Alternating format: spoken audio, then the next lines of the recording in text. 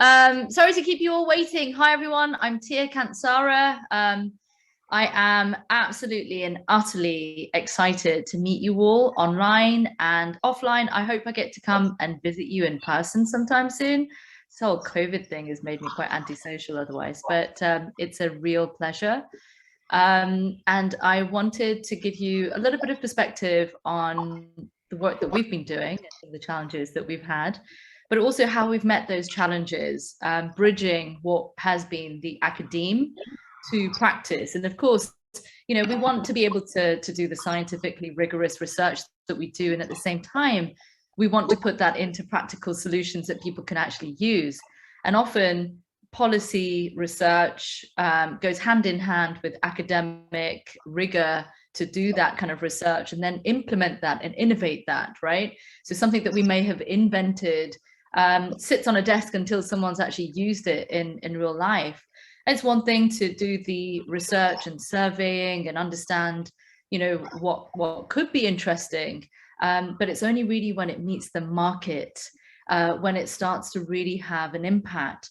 And the market changes, right? So from my previous life as an economist, often we would look at the availability of the demand and supply of items so that we could really appreciate what the challenges were of the resources that were available. Now, resources are changing and the face of resource is changing.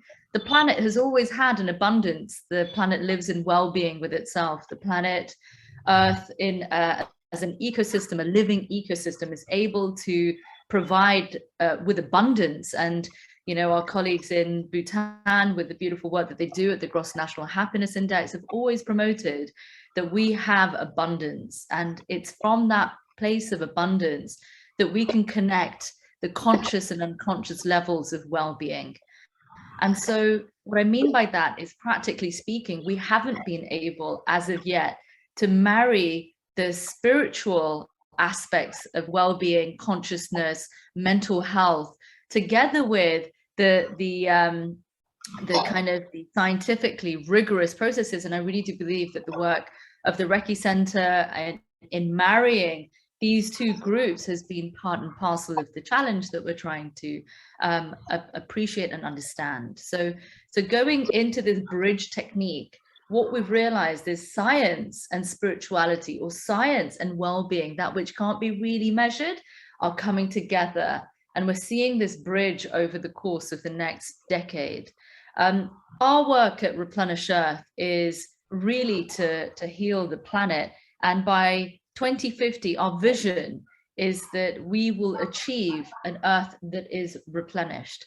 And for us, replenish, regenerate, and those concepts and skills that we need are really about looking into the future as a vision of where we want to get to, and working backwards through a retrocasting exercise. And that is, you know, going into the future and saying, if we want to have an Earth that is replenished through our activities, bearing in mind the Earth doesn't need us, right? Like where our activity on planet Earth is very parasitic at the moment, and we can see that through the disasters that are anthropogenically connected and related and having consequences on the planet. So really, to understand where we can have a consequence that is positive, we need to know what a net positive impact can be.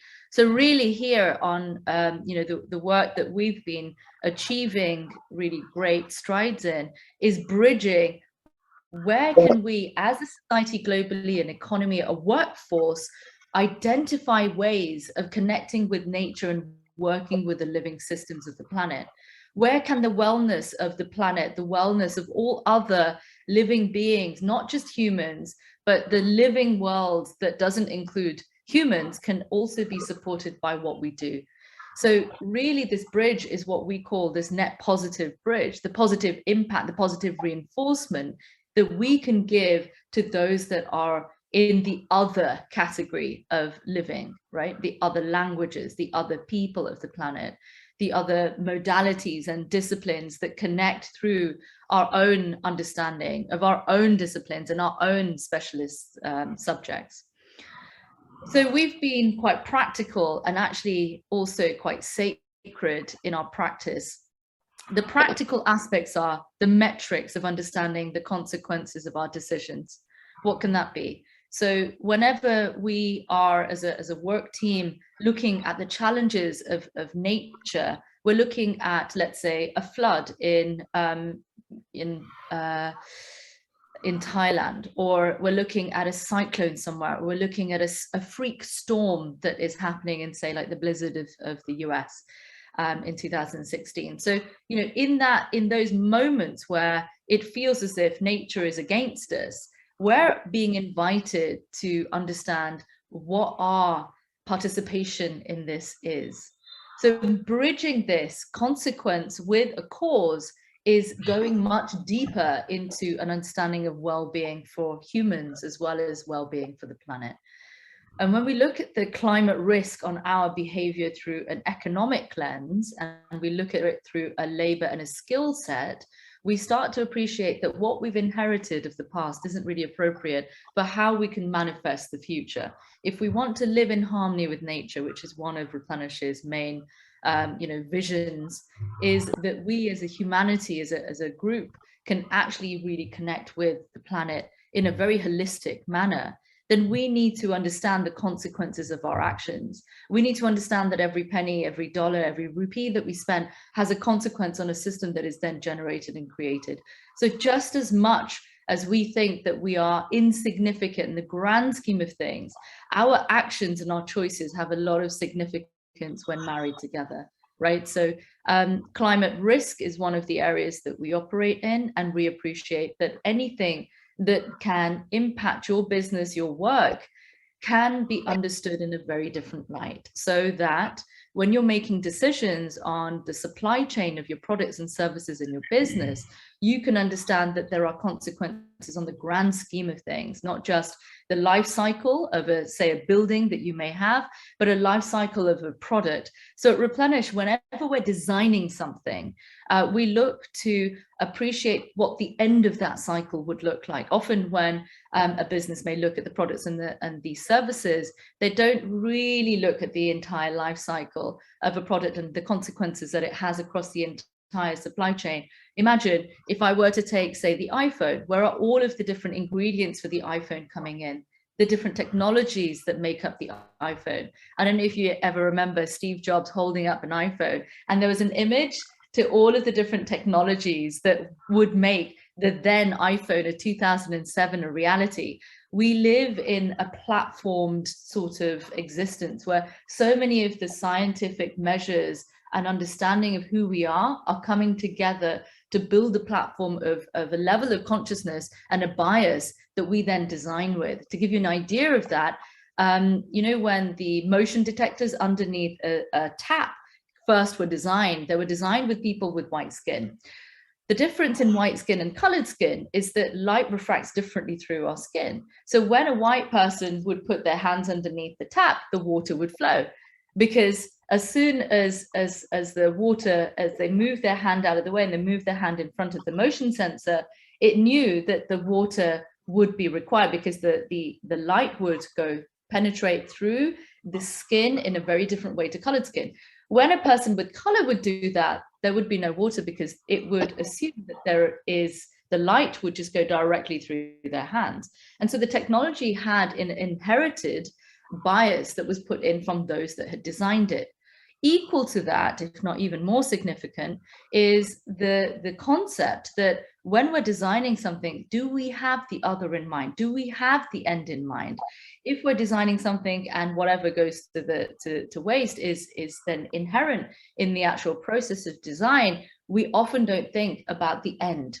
Right? So we might design something, but it's made out of a plastic that then will not be recycled, right? So this net positive concept is to toggle both of these ends and look at the supply chain of the entirety of the consequences of what we're creating, right? Because it's about creation and it's about imagination. I'll come to this in a second. So yes, we look at these sorts of areas in our services, and what we've realized for ourselves is that we're looking at how the academe or the study of things, or the research of things, the learning of things, can be translated into the experiencing of those things in the real life material energy of people's lives. So when they walk through a building that is designed by us, or when they use a product that is designed by us, that inherent consciousness is designed into that product or that building or that experience.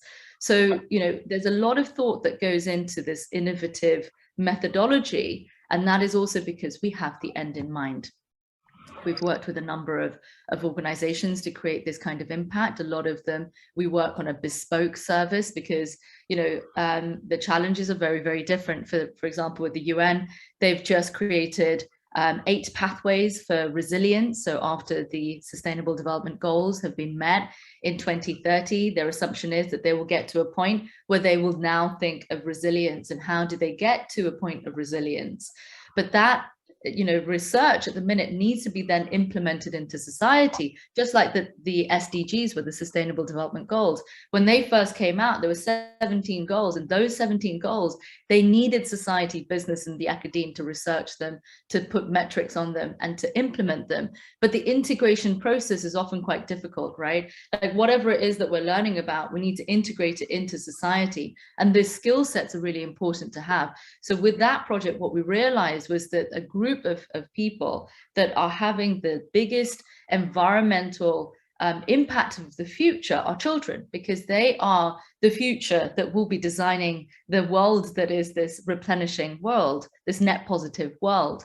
But equal to that is that they are also in need of the most amount of emotional support, because you can only imagine that, you know, there's a rated movie, you know, rated 18, can't watch that. And at the same time, they're watching TV and seeing like tsunami disasters, you know, on the television, and that's disruptive of their emotional state. So how do we support them through this climate change is an existential crisis methodology, where on both ends of that is, how does a teacher with 30 children in the class support the class emotionally and with the skills and the tools to recognize that this entire group of people are going through this rite of passage right now. And as an individual mother, let's say, how do I support my child on a one-to-one basis, that they can then have the skill set to deal with the emotional consequences of these climate disasters that they're seeing.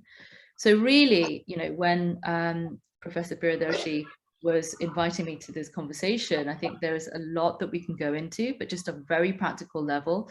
You know, when we're innovating, as I've given you the example of Replenish Earth as an introduction to me, we're looking at ways that we can invent new things, right? We're looking at ways that we can invent new skills that weren't there before. We're inventing technologies that weren't there before. You know, who was it that decided that there was going to be a blockchain minister? Because when I was growing up, nobody knew about blockchain because it didn't exist. It was 2008. And I was being schooled in the 1990s. So nobody could have been prepared for what was going to happen in the future. And equally, when we think about you know, the potential of what we can generate, it's all fantasy, right? Like, who designed the house? It came from an idea. Who designed the mobile phone? Who designed the way that a book works, or a MacBook opens, or the words are written? And so there is this fallacy, if I may call it that. There's a fallacy that things should be the way that they have been, and that's not true. I think we're really at a point of bifurcation in society where we can design something that prepares us for the future. Everything that has been an inheritance of design and imagination of the past is where we're living today, right? The way that the doors open, the way that we experience life, the way that we have consequences on the environment, the way that we feel, the way that we connect with others, is all because of the way that we've imagined it. So is the invitation right now to imagine something different? And I really do think, you know, the work that we do from the greening of spaces, so we retrofit buildings so that they're more green, we understand the technology and the science of the building experience for the occupant, for a person who's going to work, let's say, wanting them to be productive and have well-being. Well, you're designing a physical space that you work, right? Let's say we've been working from home. During the last couple of years, during COVID, we've been working from home, and this idea of work and home right, has been mixing, because for so long we have had this separation. As soon as you leave your home, then you can go to the workplace, or when you leave work, you don't bring your work at home, right? So there has always been this distinction between the other, like professional and personal. And for some reason, the last couple of years, it's married. And now we're being expected to really have pleasure and that personal touch in our professional lives. And we're having this massive awakening, which is allowing us to recognize, what do we really want? How do we want to work? What's our purpose in life? How can that purpose be, translated into the work that we do in our lives? And how does that then contribute to the mass of humanity and where we're going as a whole? So that kind of mindfulness about the self and that connection point between profession and personal is a very interesting bridge to recognize, where we are designing physical spaces that have consequences on people's mental health, right? Like, how many of us were comfortable at home? And you can refer back to many of the talks that we did on the epigenetics of well-being there, which is, I think, really fascinating. But now we're looking for leaders, we're looking for leadership, and the skills that are necessary for that are courage, about compassion, of understanding. And our physical spaces are also inviting compassionate places, replenishing places where, when you go there, you're not stressed. There was a beautiful study that was done in London by UCL on Tottenham Court Road, which is a very busy street. It connects the Euston Road with the Oxford Street.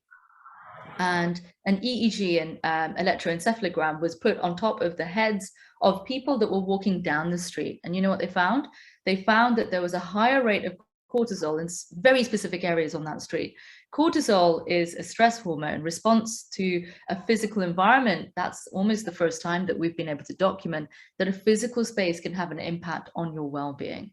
And as a result of that physical space having an impact, a stress response to you, can you imagine if you were to measure the hormonal galvanic skin response to a physical environment, how much you would be able to understand that a physical environment has a well-being factor, a well-being indicator? Would you be able to go into a city and think, this is a high livable city, this is designed well, it has a high rate of happiness in cities? I mean, this topic really gets me excited, so I will move on a bit. But the greening of our spaces should also be the well-being and the happiness factors that we can really associate to our mental and emotional and spiritual well-being.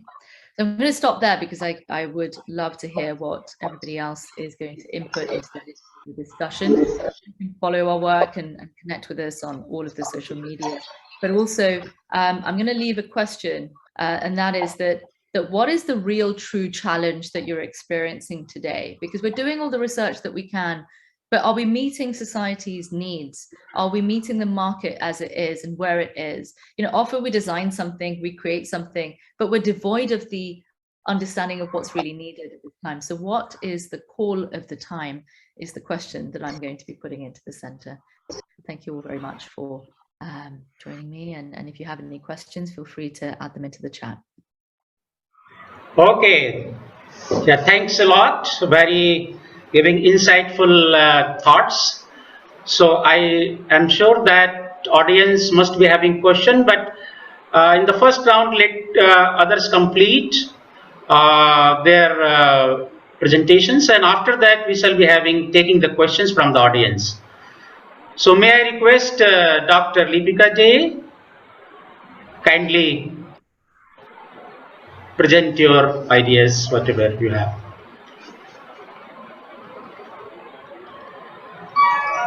My screen visible? Yeah, the screen is visible. Yeah. So that was a fantastic discourse by Dr. Tia, and it's really interesting because when I was invited to talk over here, I could not really think about, what is really going to be the content of what I will talk. But one thing I knew is that this was the happiness meet, and I myself am a very happy innovator or a very happy enterprise worker, so who have not really given much thought to the process of innovation, why it makes one happy or how it makes one happy.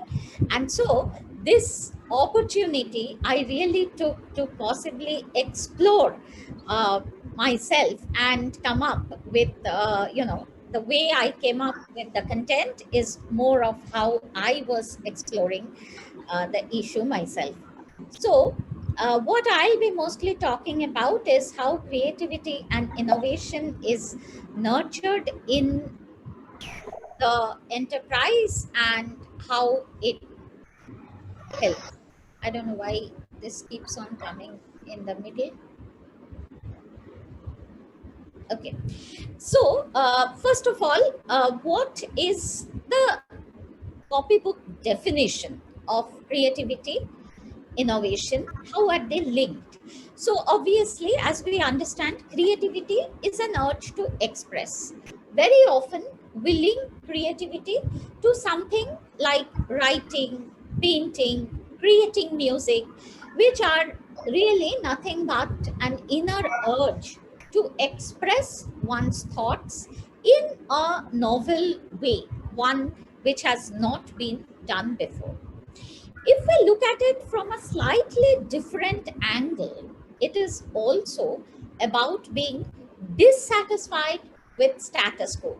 So, what happens, and particularly as science students, what we have always known as the progression of science was when really a lot of people did not want to take the theories just thrown to them and wanted to question. So it was the same about whether the sun moves around the earth. For many years, that is what was believed. Only thing is, some people observed, like Copernicus, that it was not actually matching up to the answers. They questioned, and then there was a process in deriving at the uh, theories that are available today. The same actually holds for social issues also. So there are a lot of social issues, norms, etc., which are thrust upon us, are there for good or bad, and possibly innovative soul starts questioning, why is it there, is it good, is it bad, does it need a change? A lot of what actually Dr. Tia was talking about, and it beautifully sets the context that a lot of things today we are doing because it is there, but there is a lot of scope for innovation and improvement. And that is precisely where innovation as a term comes in. So, what is the little difference between simple creativity and innovation?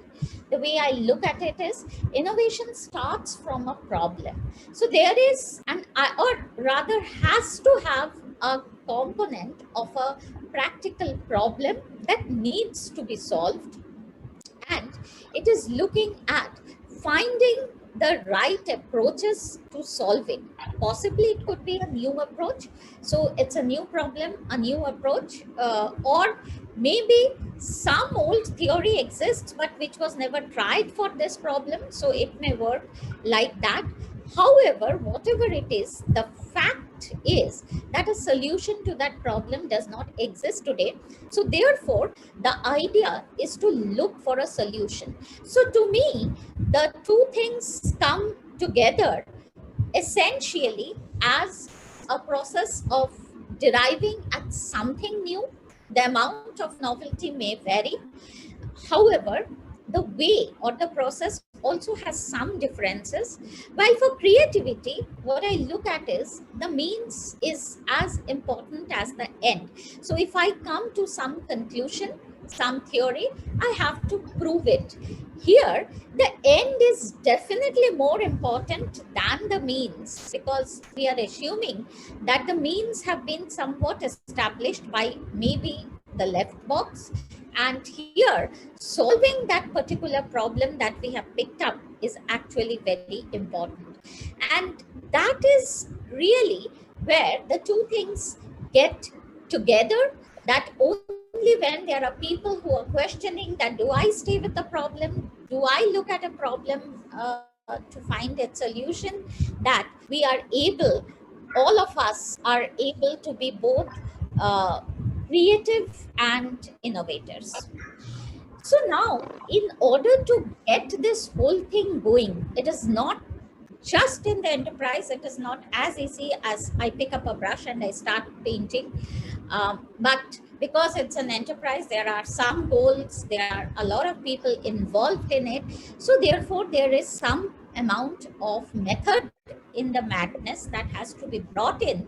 And that is what all enterprise structures bring in to ensure that people who are innovators, people who are creative in the workplace, ultimately are happy because they get to see their work move towards being used for solving some practical problem which is helping somebody in some way.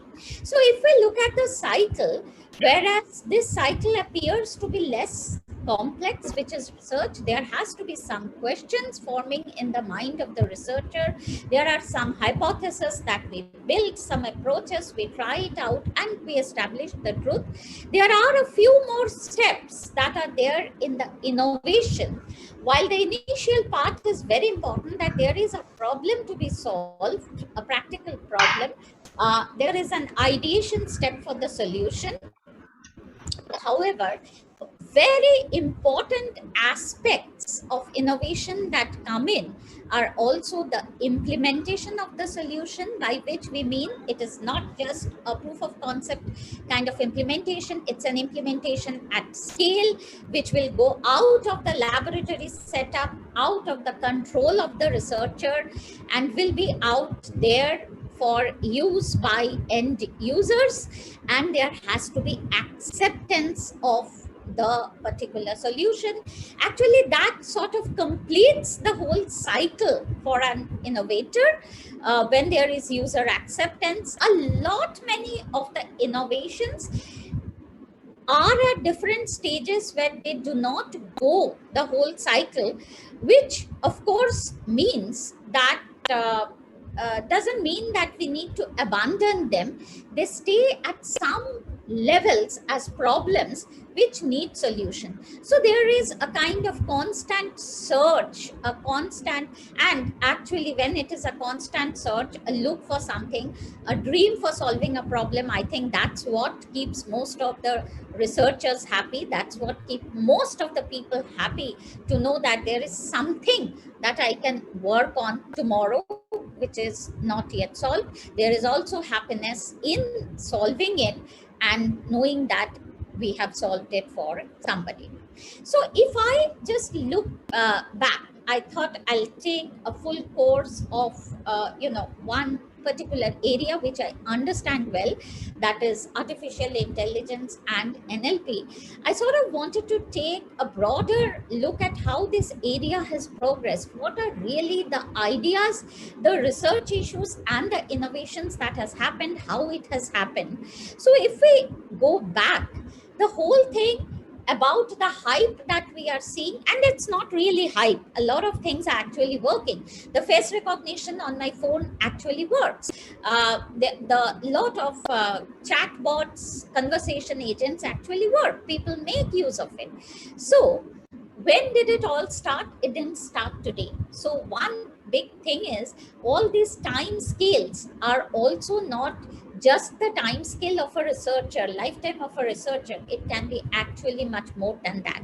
So if we go back to this, while Alan Turing was building his computation machine for making calculations faster, he was also asking the question, can machines think? They can compute, but can they think? Now that was really the starting point of the huge area called artificial intelligence, in which he did not work. He just ideated, he just gave a problem.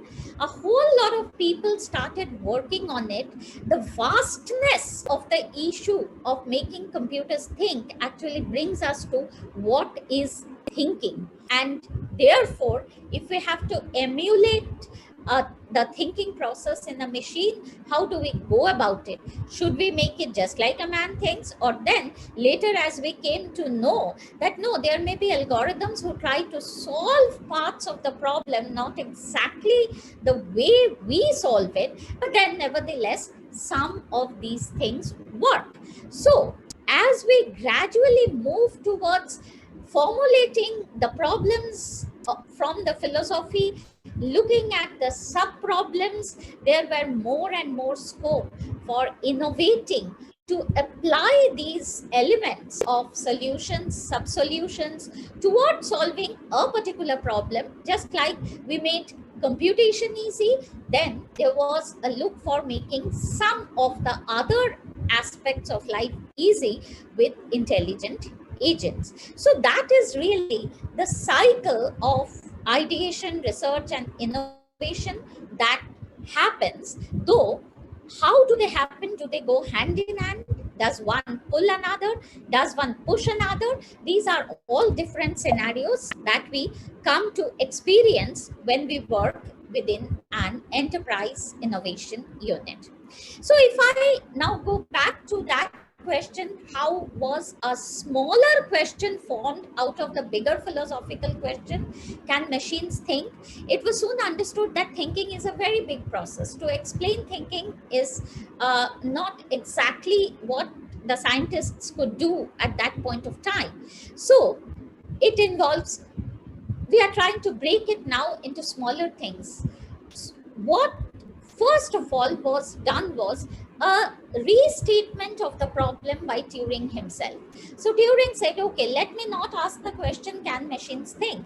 Rather, let me pose a test to answer that question ourselves. So he posed what is called the Turing test. The idea of Turing test was there's a human interrogator and there are some elements behind the screen. Those elements involve humans and those elements also involve a computer. Now the interrogator doesn't know. So interrogator is asking questions, doesn't know who the answer is coming from. Is it coming from a machine? Is it coming from a human? Now, if the interrogator reaches a point where it cannot distinguish whether the answers are coming from the machine or the human, it means the machines are answering as well as humans, so they become indistinguishable. So the idea was, if their answers can become indistinguishable, and the questions could be anything, of course, okay, then at that point we may possibly say that humans can also think, machines can also think like humans. So it's a reformulating of the question, but to this day, it is not that easy. There are certain types of questions where indeed computers are better, but then there are also questions which can be asked where humans are far better. So we all know the Jeopardy game when the computer actually won. Yes, there are many things which the computer can do, but still there are many things which cannot do. So indistinguishable, they are still not. However, in the process, what has happened is, in trying to answer this question, or at least move towards this particular goal of making them look indistinguishable, there have been so much of research in so many areas. The problem still remains open, unsolved. We still have many aspects of reasoning which are not yet simulatable. Knowledge itself, storing knowledge or representing knowledge, is still a big issue which is not yet totally solved for the artificial intelligence community. So therefore, it still is not solved. However, look at the market today. Even with unsolved problems, there are so many aspects of it that are solved and applied that we are really looking at billion-dollar markets all across the globe, where, though I say market, it is not just about profits, it's also about a lot of helping productivity and easing out of life in general. So from the AI question, one area of AI, as we saw there, was comprehending the questions, answering the questions, leave alone the knowledge part and the reasoning part. That itself needs some competence in language, understanding what humans are saying, making sense or writing something sensibly by a computer, and then making sense of what the computers are saying. All of these involves a lot of language processing, and that is the area I come from. So here is a brief overview of how the area has progressed over time. Now, one thing that I wanted to mention was the problems were posed. A whole lot of people worked in these problems, though there was no success. We all know there was AI winter and all that during the 90s and 2000s, but research never stopped. Now, because research never stopped, there is a whole body of knowledge that is there, which is still used and reused. So, as I said, old theory for new problem and so on, that is not to be thrown away. And so researchers at that time were happy contributing, and we are happy taking their contributions towards making the solutions today. What really gave a push to this whole area is something that was outside the area, and that was really the improvement in hardware. Massive hardware, massive GPUs that came into existence, and then also large volumes of digital content that became available because of internet, because of people using internet, not really thinking of contributing to the area of natural language processing, but in the process we all end up contributing to this area by creating content. And this is what made this area suddenly become a reality. So today, computers can actually generate some amount of text for some time, which will not appear as nonsense. We have a lot of applications today which have been built on top of or using these natural language technologies for quite some time. I'm sure many of you are using these conversation agents to ask for a coffee shop, ask for directions when you are driving, not looking at the phone, shopping assistants suggesting what is the best thing to do, banking assistants, automated maintenance, insurance underwriters, all of which are actually helping the community in some way or the other. People are much freer today by using these agents, not going for shopping. So therefore, in some way helping the environment also by not taking a car to the shop. In multiple ways, there's an increase in productivity, less amount of time to be given to monotonous activities that were being given by the business process unit workers at the back end. They can give to much more fruitful work now. So it's less of drudgery, less of monotony. And so in a way, the whole innovation is directed at building lot of applications which are solving some or the other problem which existed, but they are helping it solve it better. There are also new applications which we never thought of, like, you know, maps were totally offline maps, big books that we were carrying. Many people could not use the maps. My mother could not use a map, but now she can easily pick up the phone and ask a query that how do I go from place A to place B. So that is where it's a huge amount of reach. The technology is coming down to people, a lot more inclusive. So we can think about many applications which were there, but can we do it differently? Can we do it better? So that is really the journey of innovation that goes on. Now, it may seem that we have solved a lot of problems in NLP. Are there still problems? Is there work for more researchers? There are plenty.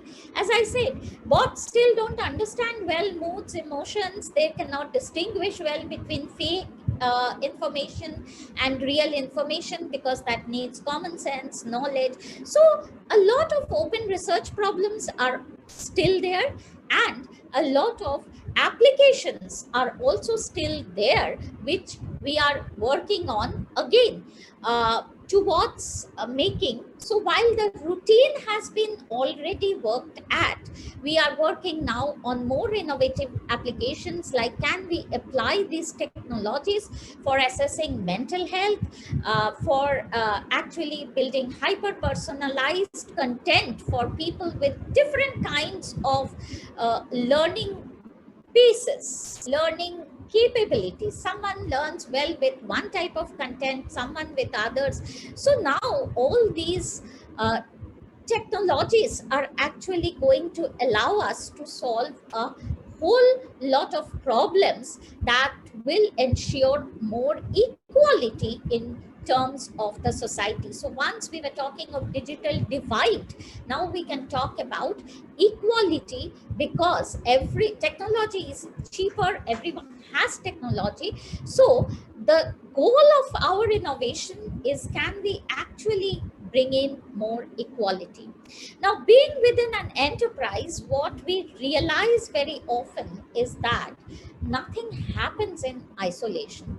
While a core creator, and that is where a fundamental difference comes in, a creator like an artist or a writer can actually create things in isolation. Perhaps the last step, whether users are liking it or not, was something that they were bothered about. Not so when we are talking about an innovation journey. So first of all, these are some core aspects. Of course, we have to have a strong desire to create something new. There has to be strong research backing up for whatever we are doing, but very important, there has to be a disciplined approach. And it's not about individual achievements, it's actually a whole process with a lot of people in the journey. Now, one very interesting question we are often asked is, do people have to be natively creative, or can you actually nurture creativity? The beauty of innovation is that it can be nurtured, and enterprises who are innovative actually nurtures this aspect of people who want to do something for the society, or can actually work with something new, who want to challenge what is existing and actually want to look beyond. So this is how the different kinds of interactions happen when we are inside an enterprise. So we see that the research we do, or the thoughts that we are thinking sitting inside the research and innovation organization, is actually taken out by our business evangelists to actually solve a client problem. So they are who are bridging our gaps between the problems that exist in the business domain, and bringing them to us, or co-innovating with us in trying to solve a problem. Of course, the world has enough challenges thrown out today, grand challenges, open research problems, and so many societal problems. All of us are part of society, so we can pick up the societal problems and also try to see how can my area actually help in solving the problem. Some of the things that we were talking about, like mental health, etc., they don't come from any business client. Those are problems we take up on our own. So that's an inside out and an outside in view.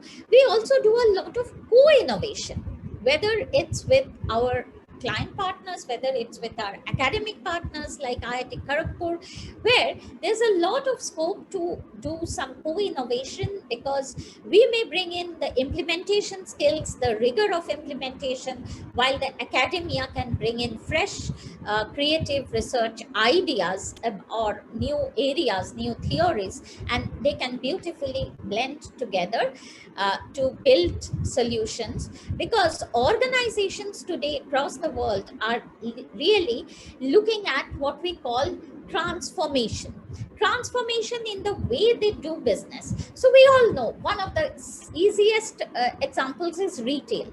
While there were all these huge stores that were there, where we wanted to go touch, feel the products and buy, and we ourselves, I myself was very much a shopper like that, who said that I want to touch and feel. Now these 2 years of pandemic has completely converted me to a online shopper, and the the shops themselves have to transform themselves to become online retailers, because otherwise they cannot survive. No, it's not just that. It's not that they are transforming the way they are doing business. These technologies are also telling them that there can be new areas in which they have not thought about, where they can venture into. So therefore, there is nowhere today you see a distinction. A bank as an organization is something which is almost vanishing.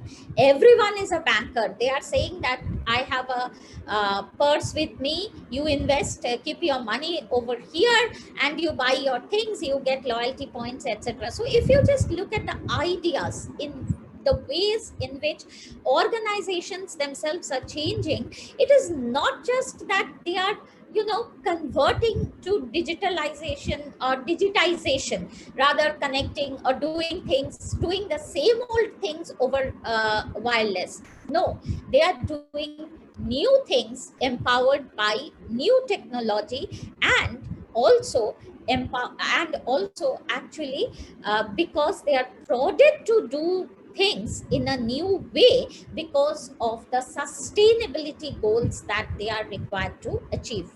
I'll go a quick overview of what happens now.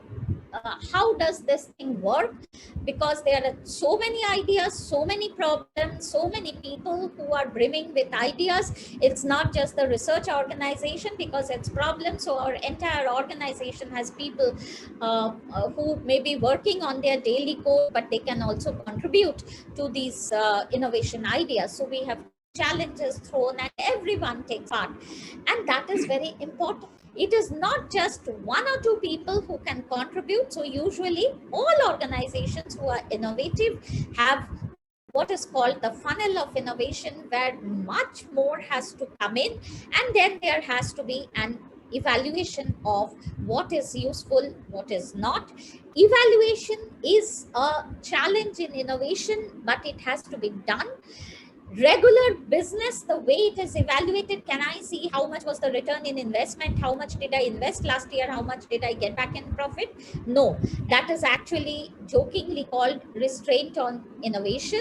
There are other parameters, and much of qualitative and quantitative assessments go through in order to assess how much is innovation contributing to business. It is not always, and that's why I give you the timeline also, it's not a very wise thing to do it on a year-on-year basis. How much am I investing now, how much am I getting back? Though we do have these quarters to see, is it short term, is it long term, is it very long term, but is it a worthwhile problem, and so on. So all these assessments go on in order to look at what should we let through the funnel, what should we let go through the funnel, what should we hold, maybe allow people to work, but not necessarily push it full-fledged at this time. So this is what I would like to share with you in a nutshell. Research and innovation is a very interesting area of an organization, which actually allows one the creative freedom to explore, to question, to understand the theories behind what's going on. Most importantly, why I love innovation is it gives the opportunity to apply the acquired knowledge for betterment of lives wherever it is. It may be directly for our customers, it may be for our customers. We are not a B2C company. Our end customers are not always end consumers, but the person who buys a retail product is also in some sense connected to us, because when we bring innovation in terms of how they are looking and feeling the product, when we are bringing in something about improvement of mental health or happiness quotient of the organization in general, we are actually touching many lives. a very important point. We already heard the earlier talk, and I would like to end with it, is that organizations today are not only focused on doing business as usual, but they are very much looking at doing new ways of doing business, which are more sustainable, which can, even technology, what amount of energy it is using, what quality of energy it is using. People have to become conscious about everything. Every application that we design today also has to be conscious about these elements, and that's where again a lot of scope to innovate. So we think about not as one type of consumer, we think about all types of consumers, irrespective of their age, region, everything, and how we can help them. So that is, in a nutshell, research and creativity in innovation to me. Thank you very much for the opportunity to speak. Okay, thank you, Dr. Day, for very elaborative talk related to innovation and creativity. You gave very nice example how the creativity and innovation works.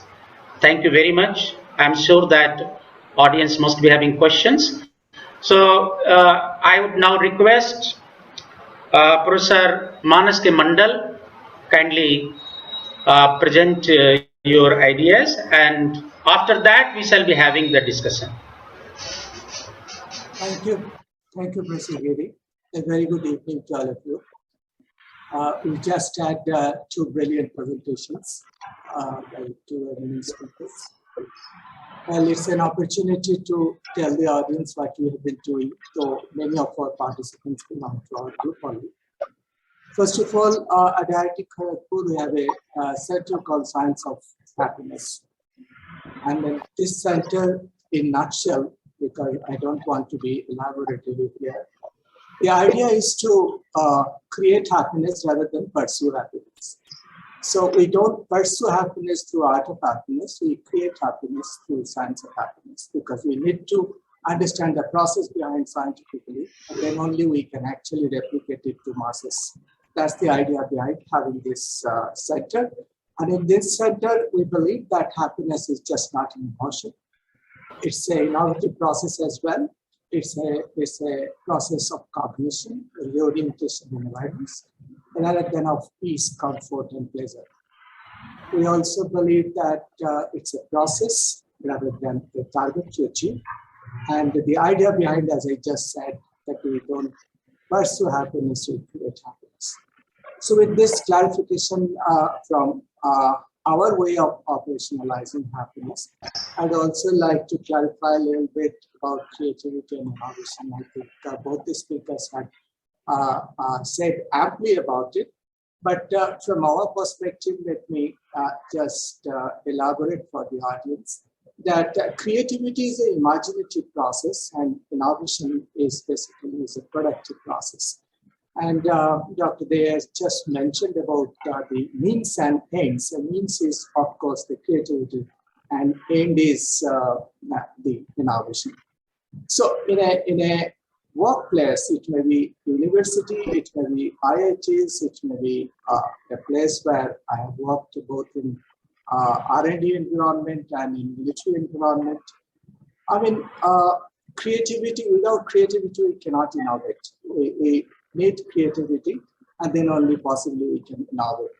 But the problem is that if we are only creative in a workplace and not innovative, what will happen? That probably creates much of our difficulty in our country. So my talk will primarily concentrate on telling what do we mean by happy workplace. And since I also belong to cognitive neuroscience, I have a habit of having antithesis and counter arguments for everything that is spoken. And towards that end, I would also like to point out, I mean, if we are always happy, what will happen? My challenge in Ministry of Defense was to keep soldiers happy while retaining their killer instinct. I mean, it's a unique challenge. Probably nobody faces such kind of challenge. And we had 1.3 million soldiers, and I've been in charge of recruiting all officers in Indian Armed Forces. I had this massive challenge of doing this work. But I worked also in the university system for many years. And of course, currently I'm in IIT as well. So the challenge is having creativity and innovation growth, and also to have happiness at the workplace. So I'll not repeat what has already known to the literature, and to familiarize the audience, I can quickly tell you why happiness is required at the workplace. Because as Tia and Dr. Dey has also mentioned, that happy people actually contest for ideas. Their mental aperture is open, and they can register a lot of information. So they get more ideas and they buy into more ideas. And that is a driver of innovation. So ideas are most important. In fact, being a cognitive scientist, I believe that we can't stop ideating. So if we do not have ideas, either a backward or a forward, probably will die. So idea is the main challenge, but how do we make use of it? How do we translate those ideas into some kind of action plan? That is the challenge. And I'll also talk about what is our problem, since I was in DRDO, and none of the technologies are given by anybody outside the country. You have to create your own missile system. You have to create your own aircraft. Nobody gives you the strategic assets. So how we worked and what are our challenges that we had faced, I would like to tell about all this so that people can question it. And it's a panel discussion. I do not want to be more talkative in this crowd. So happy people actually are indeed required in the organization, not because that they are very productive. Their problem is that they cannot see a dead end. So they have to find a solution. And if the solution is not a traditional one, they'll go for an innovative solution. And also, the happy people are actually, they can't sit alone. They need to tell their story. They have to tell what they have achieved. They need to share their experience with others. So they engage themselves in substantive talks and discussions. Therefore, it's very important that we have more and more happy people, and we get them in tea clubs. We get them while we are not working, while we are at lunchtime. And the advantage of these people is that they can change more effectively, they can change more innovatively. The people who are not happy, they will resist change. So change is possible with them who are more plastic in their viewpoint, and happy people are there to establish. As I said, that there are counter arguments as well. I mean, the counter argument says that happy people are generally complacent. I mean, the important issue is that it's very difficult to incentivize them. I have faced several such people in my lifetime, in the last 40 years of working. I found that if a person is very happy, I can't incentivize them either with reward or with some money. So that's one more difficulty that we have found, that if people are truly happy from inside out, from outside in, you can actually incentivize them. But if they are from inside out, it's very difficult to incentivize them. And if you want people who are happy with outside in, then it becomes a heavy burden for the organization, because you have to keep people happy with a steady stream of recognition and emotional reactions. That you have been doing so well, you have been doing so well, even if they are not doing well.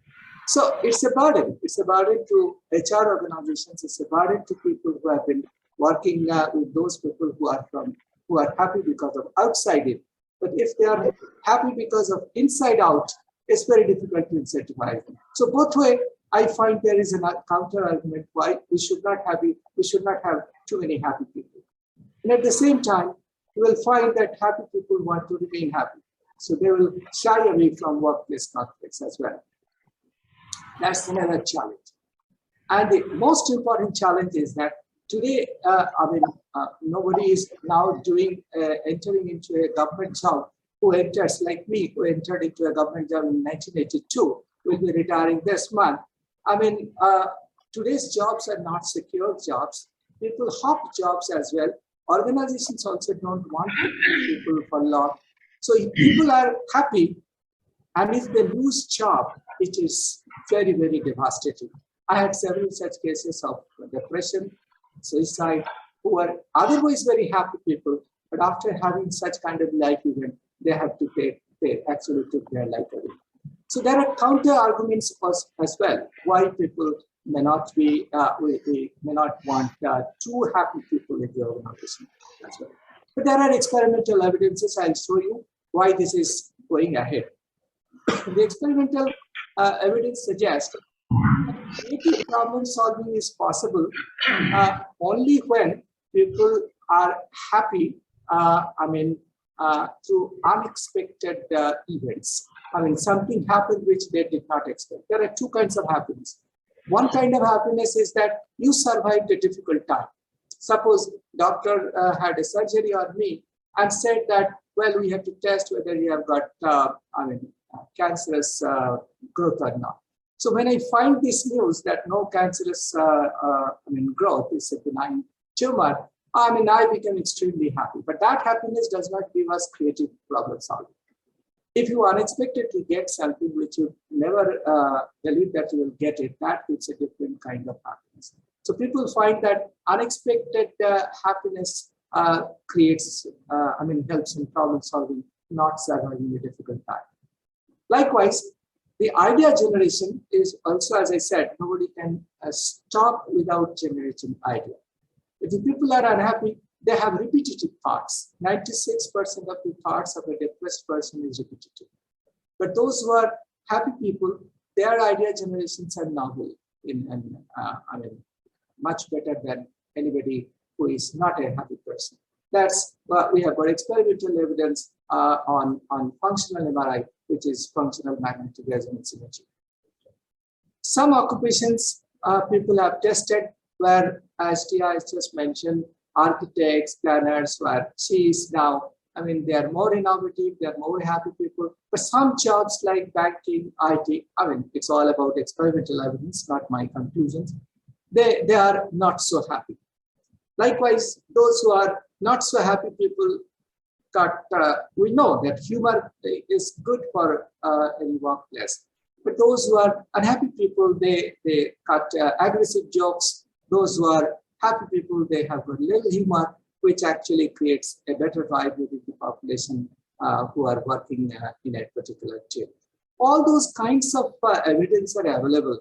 Even in Stanford University, one Indian, Dr. Steve, he has found that, well, if you have to solve a big problem, don't be seated somewhere. Go for a walking meeting.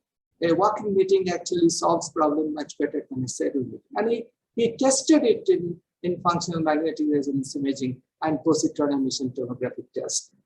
This has been scientifically proven. Likewise, in the brain also, we have got growth hormones like serotonin and dopamine. We have got protection hormones like cortisol and adrenaline. As Tia has just mentioned that, cortisol and adrenaline is a very important indicator of stress. We all know that protection hormones. Those who are happy people, in their brain, serotonin and dopamine are more often released, but those who are unhappy people, cortisol and adrenaline are more often released. These are experimental evidence which suggests that, well, happiness is good. Now, the point is, what is our status as Indian? Because I would like to focus more here because I had the opportunity to work with 8,000 engineers and scientists very closely in different R&D organizations. The first question is, are Indians more innovative? And I'll not go into great detail about its discussion. We are moderately innovative. At one point, our rank was as low as 81. Today, we are 52. I'm talking about 2019 status. But the next question is, are Indians happy? We all know that we are at the lowest rank of the world statistic, 156 countries. UN has reviewed the happiness status and index of 156 countries, and we stay at 140th rank. So we are pretty low in happiness. Point is, therefore, if we are unhappy people and we are not so innovative, where lies our dilemma? That's the question I'm trying to focus, because we have a lot of research scholars who are attending this seminar. For them, I would like to tell this concept.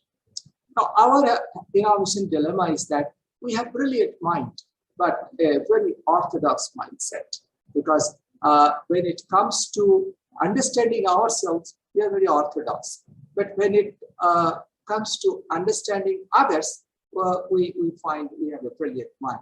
So it's a clash between our mind and mindset. Then we have the ability to grow, but we also face the resistance to change. The resistance to change actually inhibits all our growth potentialities. If someone tells you that you should grow in this way, and if your inner mind says that you must grow in that way, you also face a great degree of resistance from within, as well as from outside. So if you feel that your innovation is not in studies, you would like to innovate something in games, there would be huge resistance from the society, and there would be huge resistance from other ones too. Likewise, we have excellent basic knowledge, but very poor application orientation.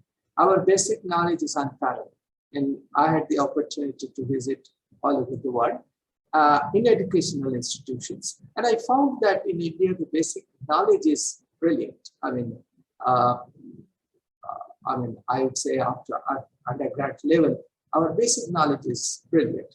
But unless we go beyond theory, unless we understand application of our theoretical knowledge, or even our application which comes out of our innovative ideas through a bottom-up process, I think our innovation dilemma will remain.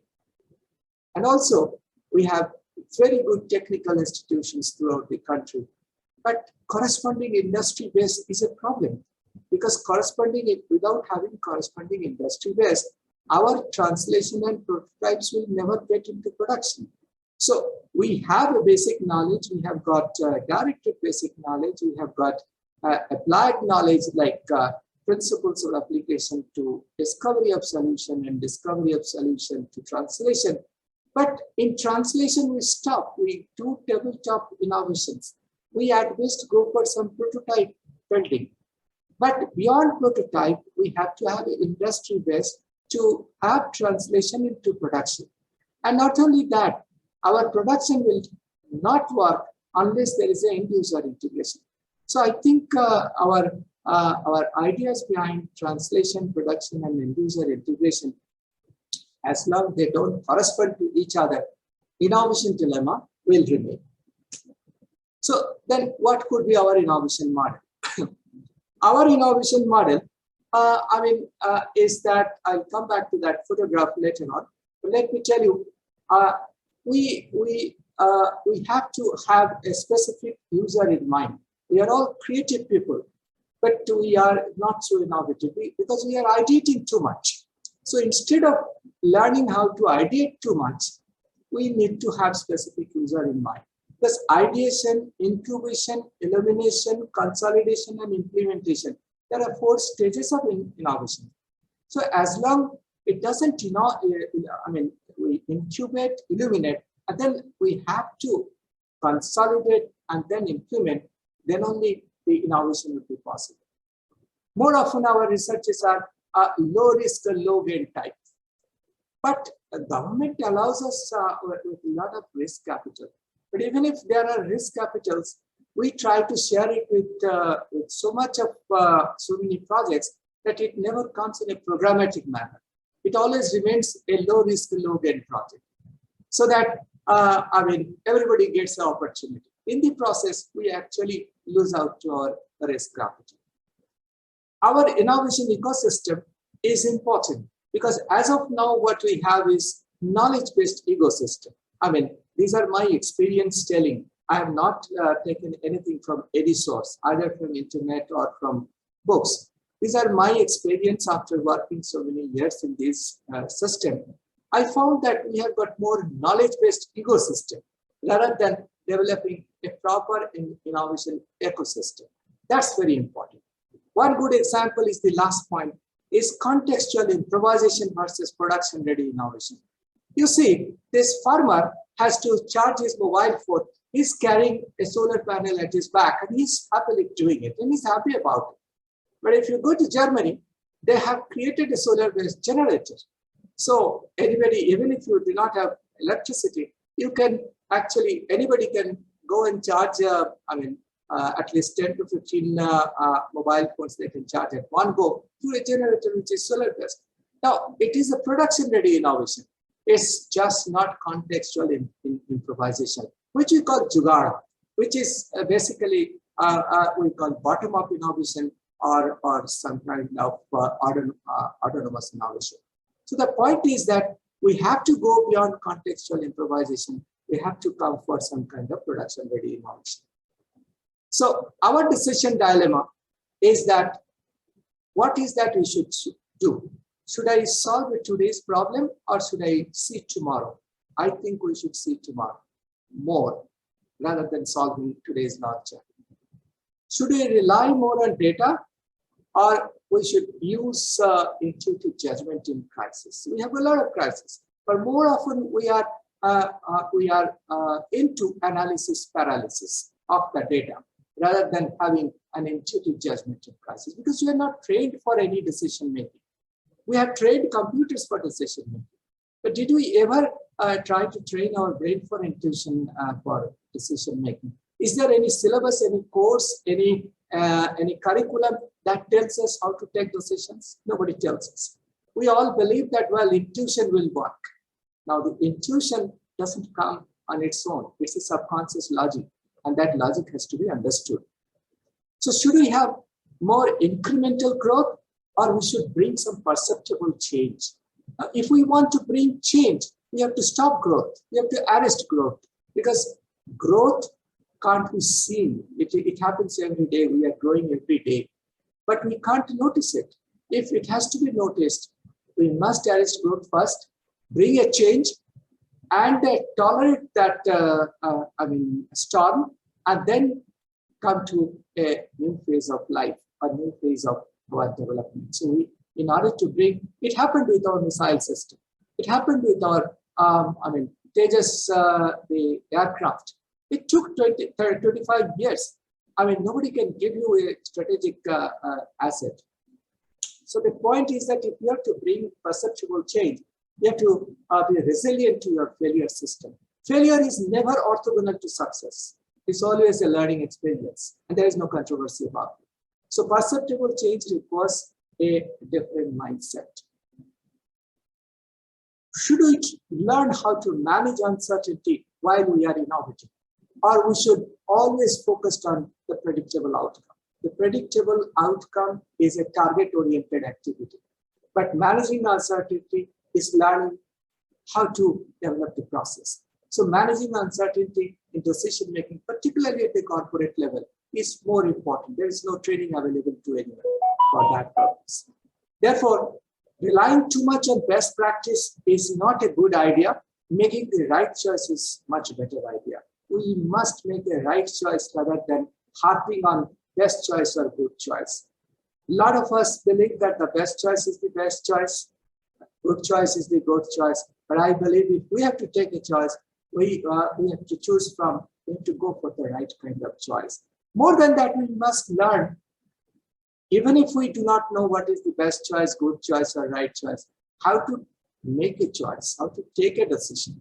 I think the decision dilemma is the major paralysis that we have. Final slide.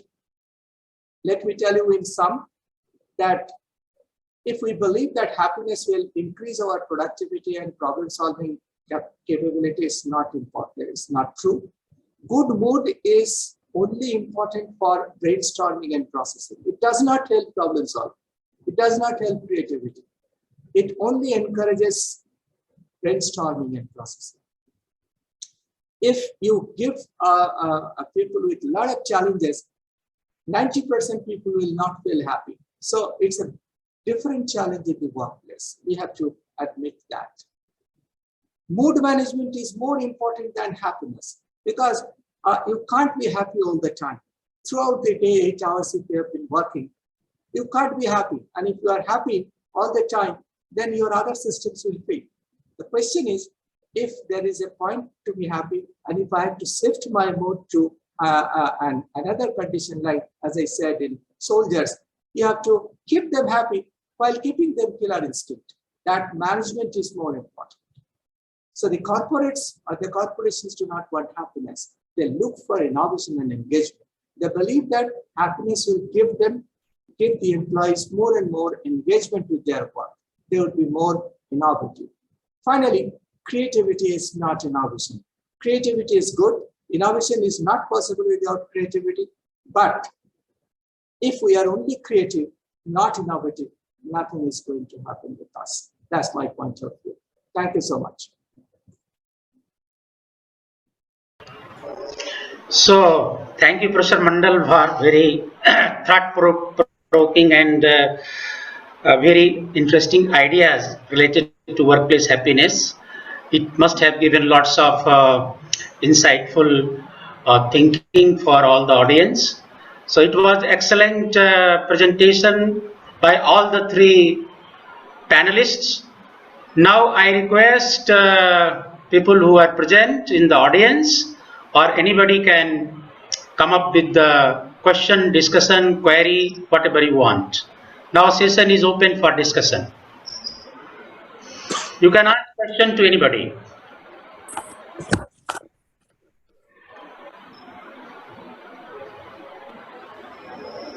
Thank you, Professor Giri. I have a feeling that these were three very extremely exciting set of presentations.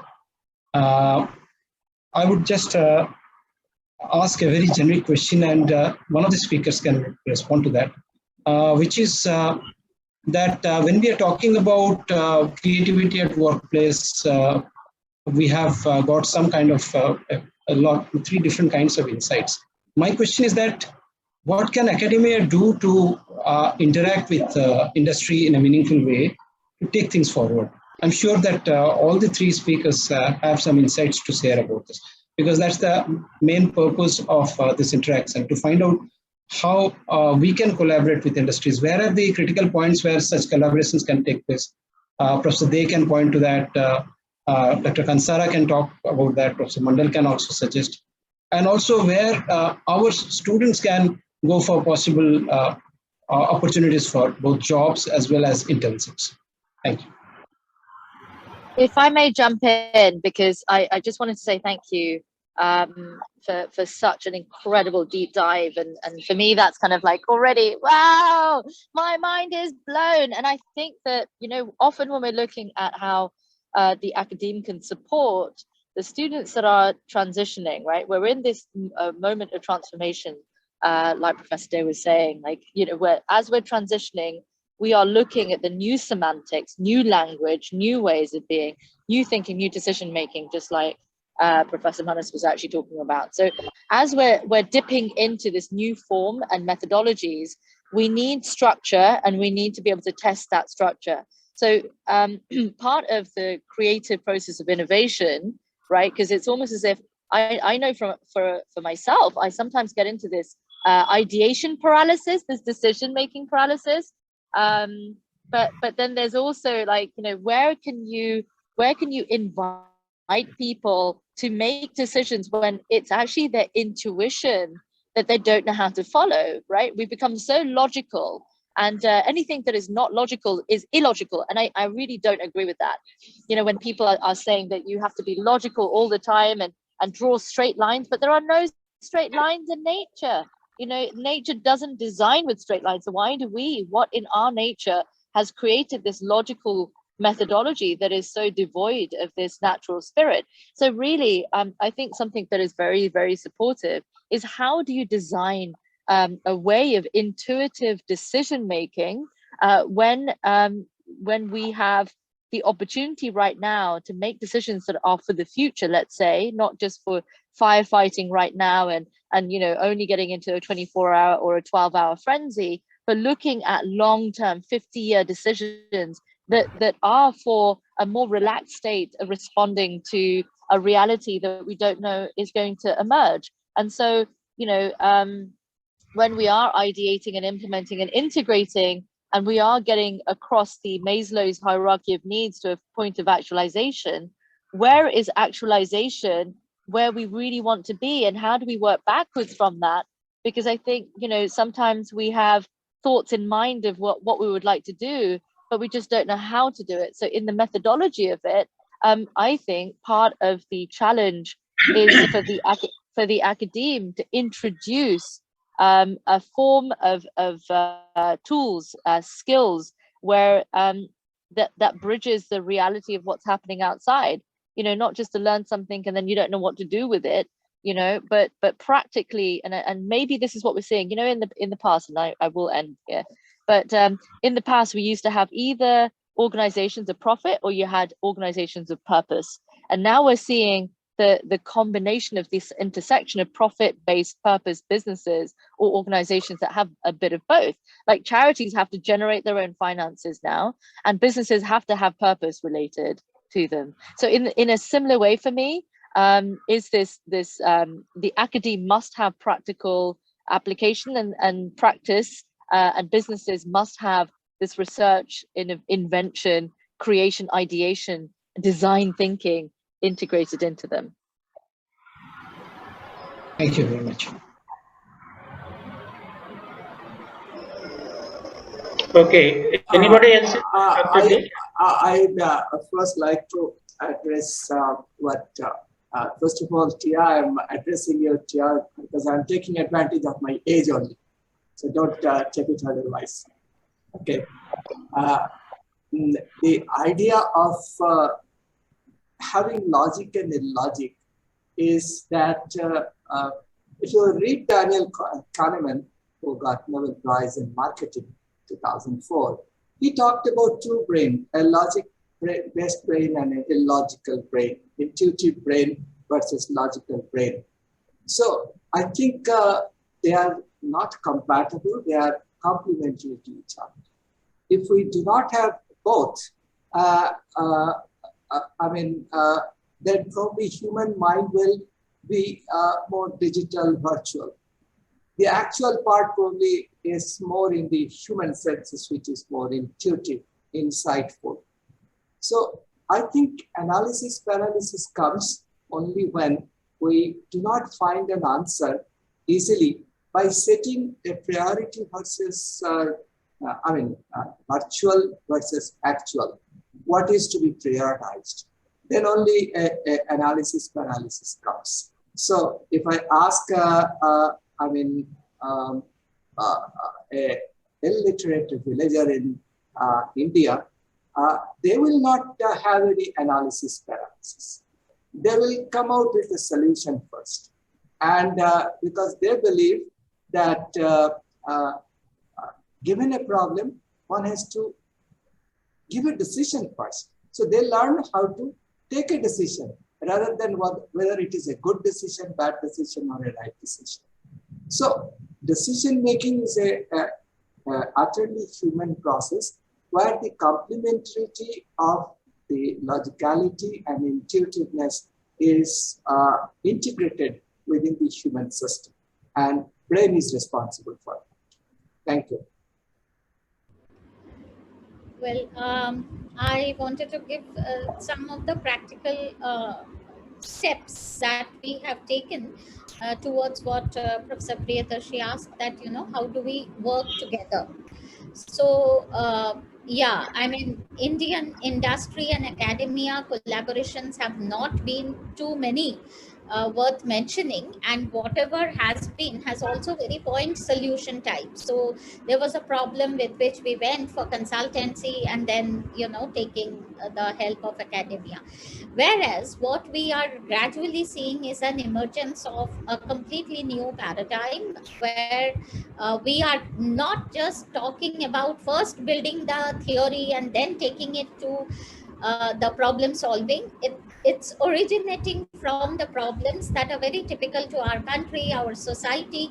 We have a lot of problems and we need innovative solutions for that, and there is a scope for working on the theoretical aspects also, and then there is the part of actually building a solution at scale, taking it to the end users, making it effective and all that, where actually the industry has to come in.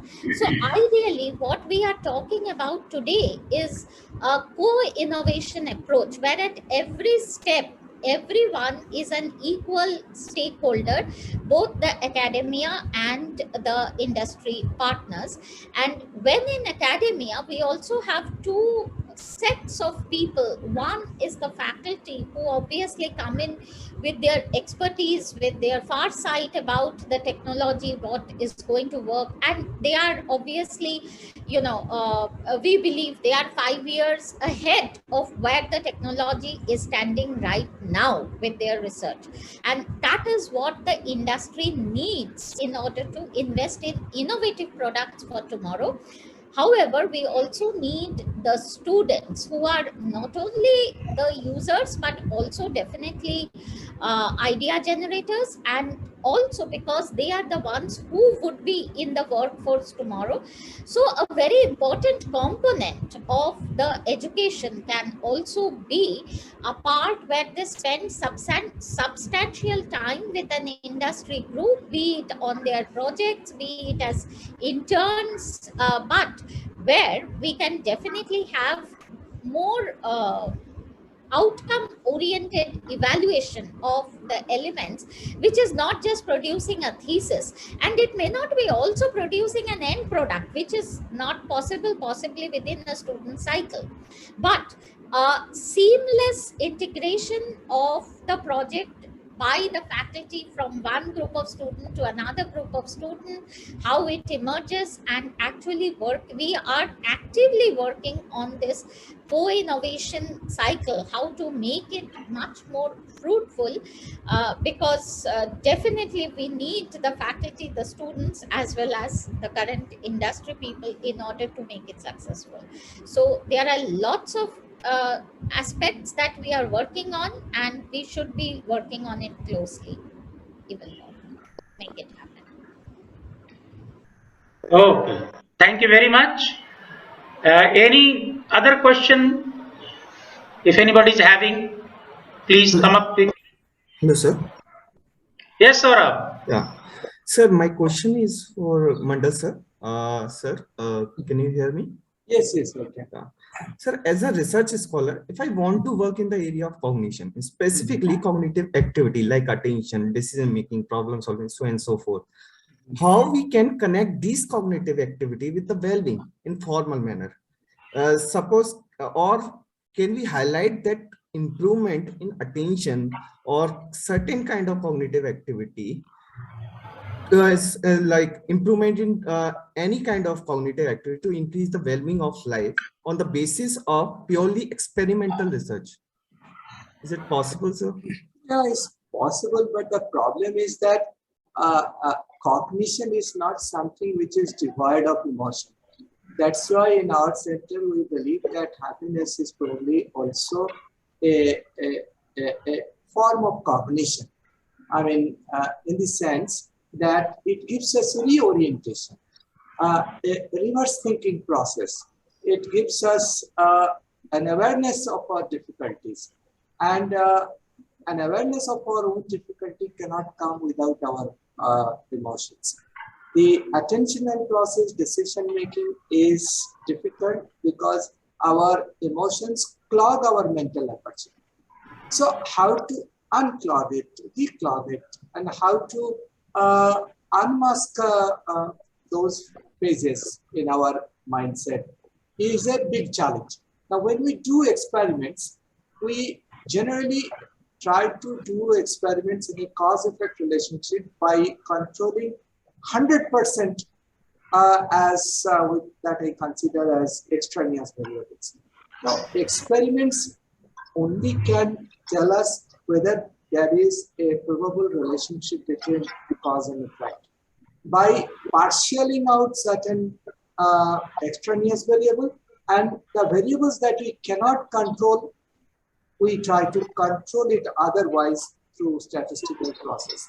So You can do an experimental process, but if you have to do a real experiment on cognition, I believe you have to follow a social cognition methodology, where you actually take help of not only the cognitive phenomenon, the non-cognitive phenomenon that affect our cognition, that also need to be partialed out.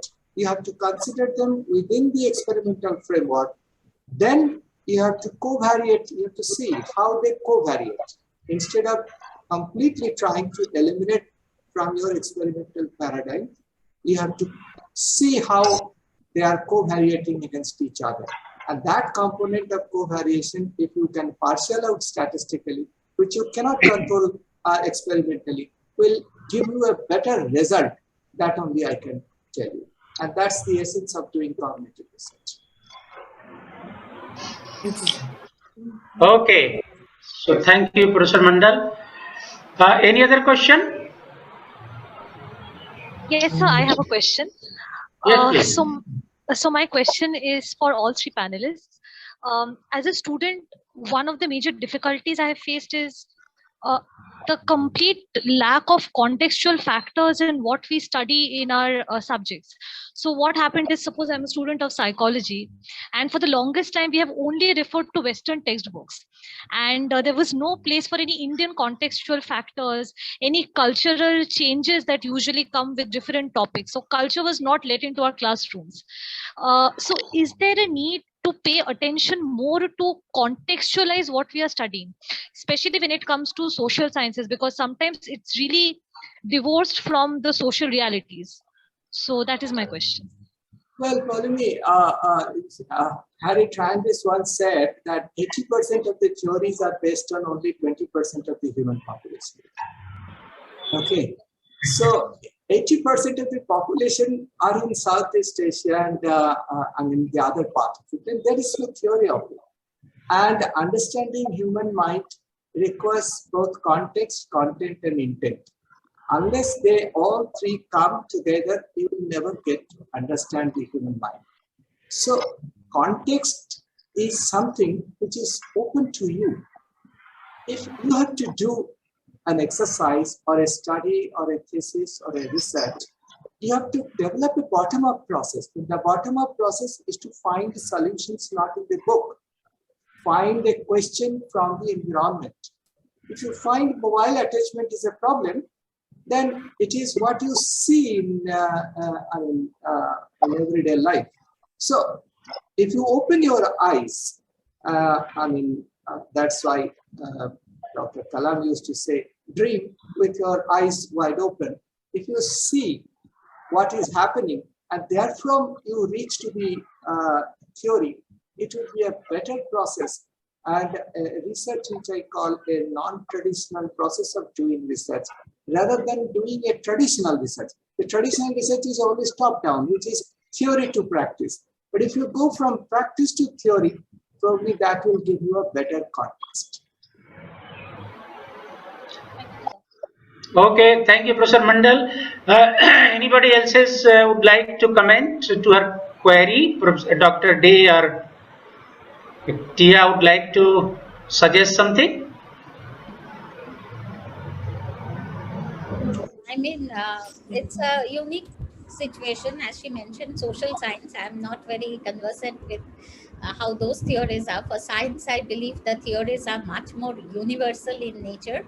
So it doesn't really affect it that way. But I 100% agree with what Professor Mandal said, that if you try to match what is happening around you with what you are reading, that is the real assimilation of knowledge that is very much required of students always. And through all the other avenues that you have beyond the course or just the regular examinations, you should be exploring for projects, for more short-term projects, long-term projects, and that is when you actually explore a lot of the real data that exists outside and see how you can contextualize your knowledge with what is happening outside.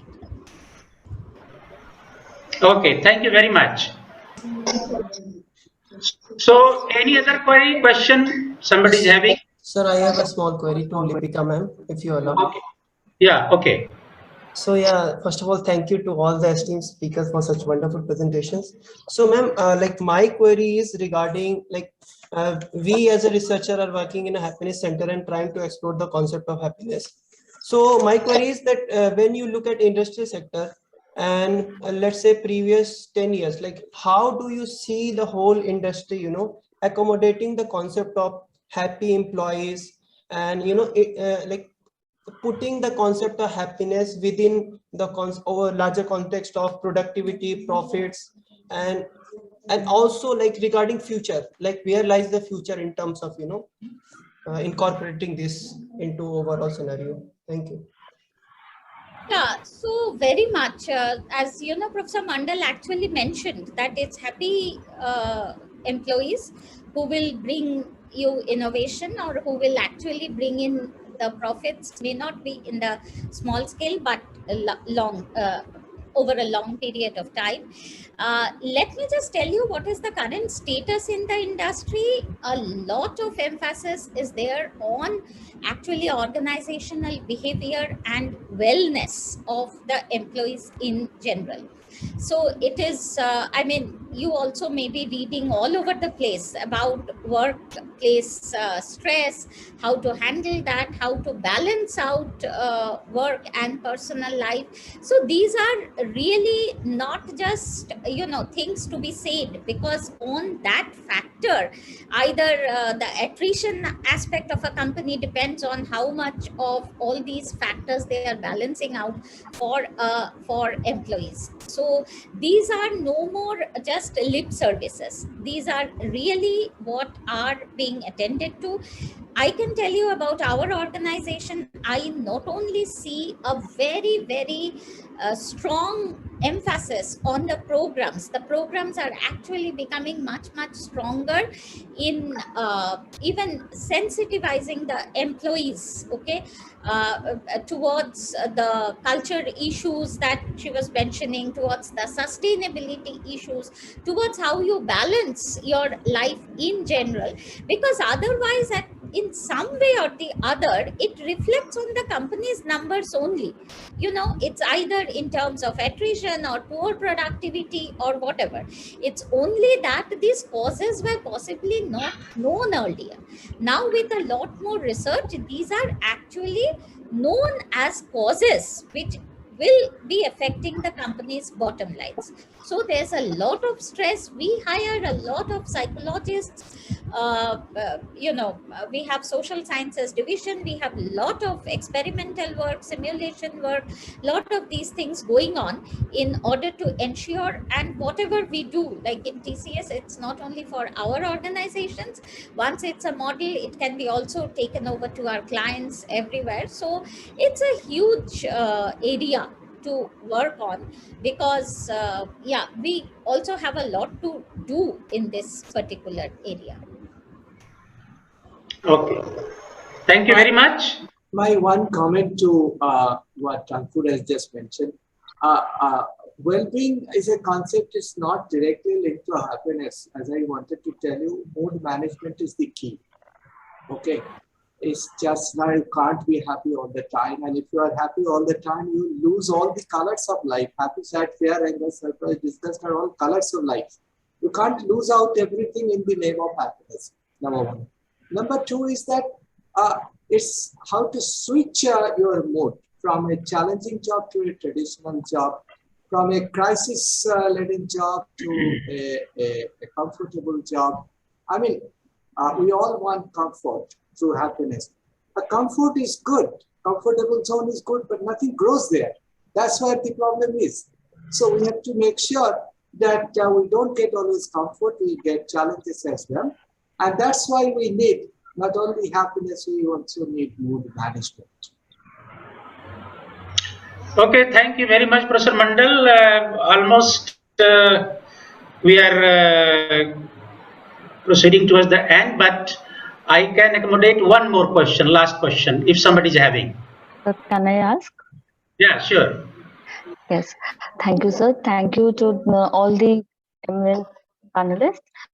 So my question is, often in case of when we are talking about creativity and innovation, it has their own set of economical cost. When we are doing something new, it may incur certain costs which can be like more than the general or traditional cost there. And sometimes it can also be the case that the outcomes are not quite often measurable. So we cannot really tally the cost with the outcomes proportionately and cannot measure the profits proportionately. So how to deal in that situation, how to deal with that extra expenditures happening and not gaining properly, how to deal with that at the industrial level and also at the workplace.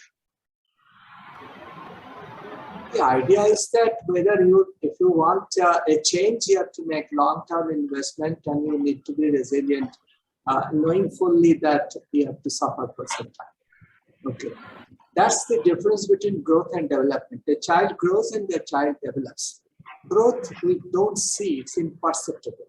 But if you have to develop, you have to stop growing for some time, bring the change, and set the ball in motion. Then only you develop. So every change comes with a cost, and that cost has to be borne in. I think there lies the idea that whenever we feel like having some kind of development through a process of change, we need to be resilient. We need to understand that, well, this is going to happen. And if you know it beforehand, and if you are mentally ready, that's why I often say that one must learn how to take decision beyond outcome. That's what is the challenge. I would also like to add to what you said in terms of technology. Technology is constantly moving forward, and if you look at the amount of technology change that we have seen over the last few periods, it's a lot. Now, let me just take an example. Quantum computing. Today, or just if you step back 5 years back, quantum computing was just a name. It was a blue sky research with some organizations were doing, some scientists were doing. And even today, no quantum computer actually exists. Okay, but the technology organizations who are not investing at least some amount of money in quantum computing today, be it in terms of manpower to allow that research, be it in terms of physical resources, whatever, are not wise, is what I would say. Any amount of research and innovation is a high risk business compared to other kind of risks that are there within the organization. So there is always a risk assessment and a risk management. Technologies have to be understood, have to be tracked, whether it is worth investing in it or not now, because otherwise a company will not be a forward looking company. So companies invest for their own interest, because 5 years down the line, if I'm only doing mobile technology today, after 5 years it won't be mobile technology, it will be something else. So that much of future is very essential for companies also to see. So it is the right kind of people at the leadership, the right kind of people who are doing the research and marketing to actually put in these inputs, correct inputs. Of course, it's for the researchers also to generate their outputs in a convincing fashion. So if we are good at our job, we need not bother about whether it will be funded or not. We may have to do some convincing and our own research in order to see where it is going to lead to. She is very correct. Take the example of Kodak. They did not invest in digital photography. Today, Kodak do not exist. Exactly. They were a 40 billion company. I mean, they do not exist today. They are now less than 30 million. So you can. They did not invest. And one of Kodak's employee actually developed this digital photography technique, and he was thrown out from the company. The business would be lost in that process.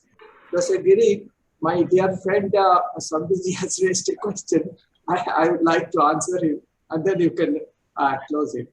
Shamdu ji. Samduji, your mic is off. Please switch on your microphone. Samduji, your microphone is off. Yeah. So your question is that there is no downside of happiness. Happiness is always good. It opens up our mental aperture. The point is that if we open up our mental aperture all the time, we'll not only absorb the good things, we'll also absorb the bad things as well. So idea of having the counter argument is a scientific process.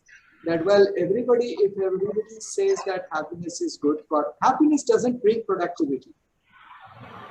That's for sure. Happiness doesn't bring productivity, but happiness actually creates a better ambience. They allow us to not only do brainstorming, they also allow brain swallowing. They think in silence. Happy people think in silence. They just don't talk always. So brainstorming and brain swallowing, both are important. But more often what happens that out of 100 thoughts, only 2 to 3% works. But if we do not allow them to think through a happy process, then probably everything will cease to exist. Number one. Number two, we have got all the emotions. Happiness is only one emotion. Sad, fear, anger, surprise, disgust, everything is part of our life. So we should not also think, as I said, if a soldier is happy always and he forgets his killer instinct, what will happen to me? I mean, if there is an enemy. So I think every emotion has its own relevance at its own place, at its own context. Therefore, what Tia has just mentioned, probably mood management is the key, and that gives us positivity. Yes, I have the strength to switch over from one mood to another. That's the message I wanted to give, rather than trying to say that there is a downside of happiness as well. Thank you, Professor Mandal, for very exciting and interesting ideas you have put forward. I will be asking perhaps later on, and I will learn from you. You are talking about mood management, and I have some hard cases. I can manage my mood, but it is very, very difficult to manage the mood of some people. So I will learn later from you how can I manage the mood of those people. Is it possible or not? But anyway, thank you very much. Almost time is over. It was a wonderful session. And once again, I thank to all the panelists from the bottom of my heart. And it was really great that you spent time. I thank to Dr. Tia, Dr. Dey, and Professor Mandal for a wonderful session. And I'm sure that all the audience, we all must have been benefited a lot from your presence, from your ideas, from your thoughts. And I am sure that in future also we shall be having such kind of meetings where we shall be having again lots of creative and innovative ideas, because the whole purpose of our life, everybody's life, is that we all want to be happy, and how to become happy, that all we have been trying to understand every day. And I am sure that this is the only way we can generate ideas that how we can make our life better, as well as the life of others whosoever are nearby. So thank you very much once again to everybody.